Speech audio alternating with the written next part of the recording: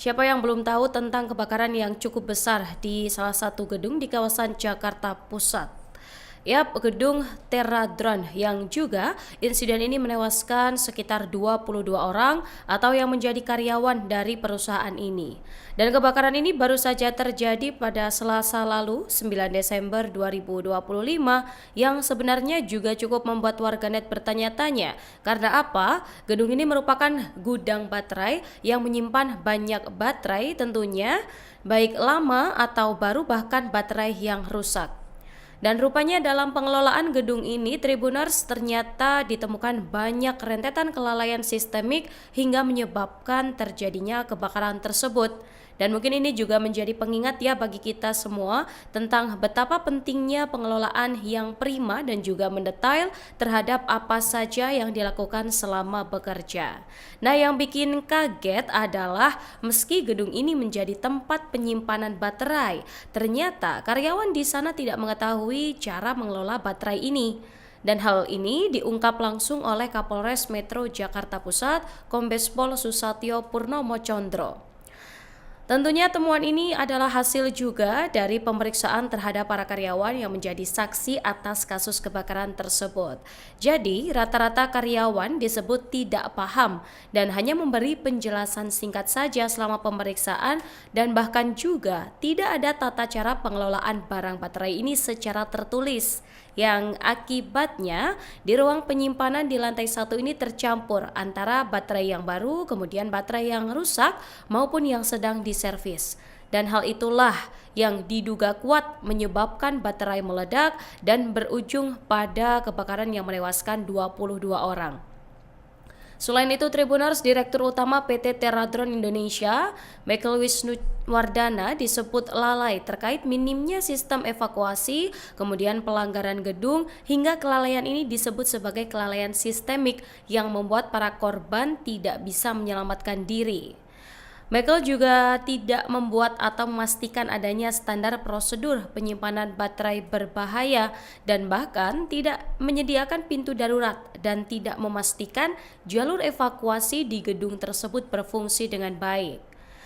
Dua-dua korban meninggal ini umumnya juga bukan akibat luka bakar langsung, melainkan karena tidak bisa segera menyelamatkan diri hingga kehabisan napas. Di sisi lain, pihak kepolisian ini juga mengkaji sejumlah regulasi terkait ketenagakerjaan maupun keselamatan kerja, antara lain Undang-Undang Nomor 1 Tahun 1970 tentang keselamatan kerja.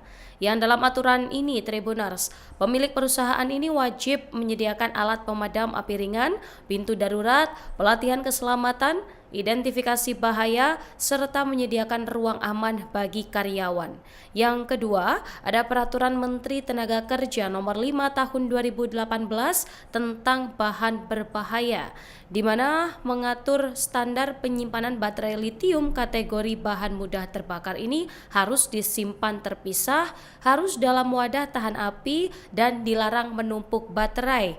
Dan tentunya di sana wajib memiliki prosedur handling dan disposal.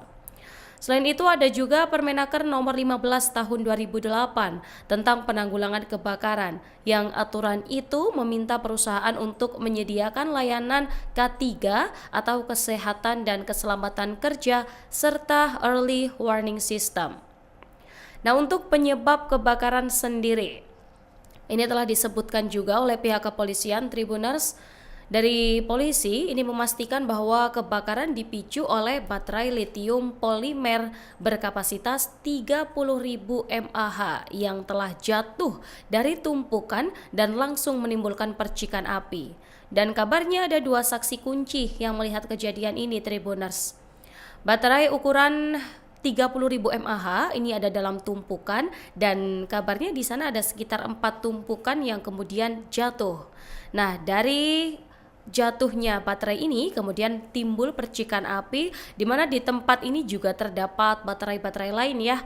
Dan dari percikan tersebut menyambar baterai lain di ruang inventory atau gudang mapping di lantai 1, di mana tempat penyimpanan berbagai baterai drone termasuk yang rusak atau sedang diservis. Dari pihak kepolisian ini juga menemukan 6-7 baterai LiPo yang rusak yang ditumpuk bersama dengan baterai lainnya. Nah, untuk kebakaran sendiri diperkirakan terjadi pukul 12:15 hingga 12:20 waktu Indonesia Barat. Kemudian dari petugas damkar, ini kabarnya menerima laporan pada pukul 12:43 dan tiba di lokasi pada 12:50 WIB. Dan api kabarnya dapat dipadamkan pada pukul 2:10 siang. Kemudian atas berbagai dugaan kuat kelalaian ini, Tribuners dari Direktur Terradron pun telah menjadi tersangka atas insiden ini. Nah, dari pihak kuasa hukum sendiri, Stella Masangi, ia pun buka suara atas beberapa fakta yang terjadi. Yang pertama, ia membantah bahwa kantor kliennya ini tidak memiliki jalur evakuasi. Karena menurut Stella, sejumlah infrastruktur untuk keamanan karyawan sudah dimiliki oleh kantor PT Terradron Indonesia yang berada di Kemayoran, Jakarta Pusat. Bahkan untuk K3 dan juga alat pemadam api ringan ini ada dan jalur evakuasi juga ada di gedung tersebut. Stella juga mengungkapkan bahwa PT Terradron Indonesia ini memiliki gudang tersendiri untuk menyimpan terkait dengan baterai ini ya, yang letaknya berada jauh dari lokasi kantor saat ini. Sementara itu, kantor PT Terradron yang ada di Kemayoran berfungsi sebagai kantor saja. Dan jika ada baterai yang berada di lantai 1, disebut hanya sebatas bagian dari barang yang sedang ditaruh di tempat transit saja. Kemudian yang kedua, Stella pun menyebut bahwa penangkapan yang dilakukan polisi terhadap Michael Wisnuwardana adalah penangkapan yang cacat prosedural. Pasalnya, sebelum ditangkap, pihak kepolisian ini sempat mengirimkan surat pemanggilan untuk Michael untuk menghadiri pemeriksaan pada Kamis 11 Desember.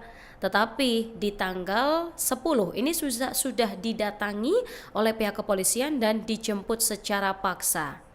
Dan menurut tim pengacara, penangkapan ini dilakukan tanpa memenuhi syarat formil dalam KUHP serta tanpa surat perintah yang sah. Nah, mereka menilai penyidik ini bertindak terburu-buru tanpa bukti permulaan yang cukup, dan penetapan tersangka ini juga dianggap sepihak karena tidak memberi kesempatan sama sekali bagi Michael maupun kuasa hukumnya untuk memberikan klarifikasi. Dan selain mempertanyakan kecukupan alat bukti, pengacara juga menyoroti dugaan pelanggaran hak tersangka, termasuk hak atas pendampingan hukum, hak mengetahui sangkaan, dan hak berkomunikasi dengan keluarga. Nah, mereka ini juga menyinggung adanya dugaan kriminalisasi dan tekanan pihak tertentu dalam proses penyidikan. Karena itu, tim pengacara Michael meminta penyidikan dilakukan secara transparan dan status tersangka bisa ditinjau ulang. Karena jika bukti tidak cukup, tim pengacara akan mendesak agar penyidikan ini dihentikan. Download Tribun X sekarang, menghadirkan lokal menjadi Indonesia.